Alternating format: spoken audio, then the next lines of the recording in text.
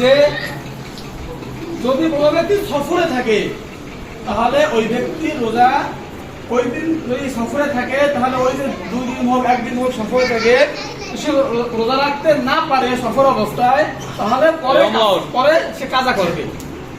আইয়াম বলা হয়েছে পরবর্তী সে কাজা করবে। আর যদি অসুস্থ হয় তার জন্য ওই সময় রমজান রোজার সময় মাফ, পরে সে যখন সুস্থ হবে রোজার বাহিরে ওই সময় সে রোজা রাখবে। কি ছোট ভাই বুঝতে পারছো? মাসা হয়ে রইল সবাই রোজা রাখতে হবে সফর আর অসুস্থতা বাদে। এখন কথা আছে যে আমার একটু পেটে ব্যথা, একটু গ্যাস্ট্রিক, এটি আমরা ভাঙে ফেলাই। আর রমজানের রোজা একটা রোজার সমতুল্য।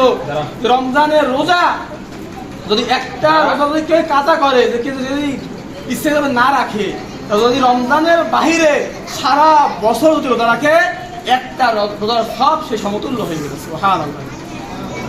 এই জন্য আল্লাহ তাআলা এই রমজানের ভিতরে, এই রোজার ভিতরে একটা নফল ইবাদত, একটা ফরজের সব দেবেন।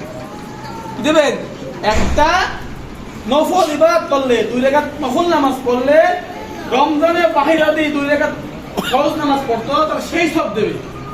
আর রমজানের বাহিরে শুধু নফল নামাজ পড়লে, ওয়াজিব নামাজ পড়লো, ফরজের সব পায় না। আর রমজানে ফরজের একটা ফরজে আল্লাহ তাআলা 70 গুণ দেবে বলা হয়েছে। সুবহানাল্লাহ। কয় গুণ দেবে?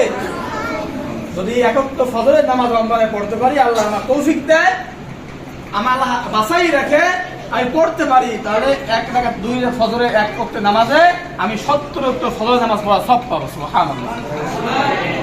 আর এরকম আমি বেশি বেশি নফল করে পড়ি, যে নফল অনেক নফল মিলাইলে একটা ফরজ হয় না, অনেক ওয়াজিব মিলাইলে একটা ফরজ হয় না। যে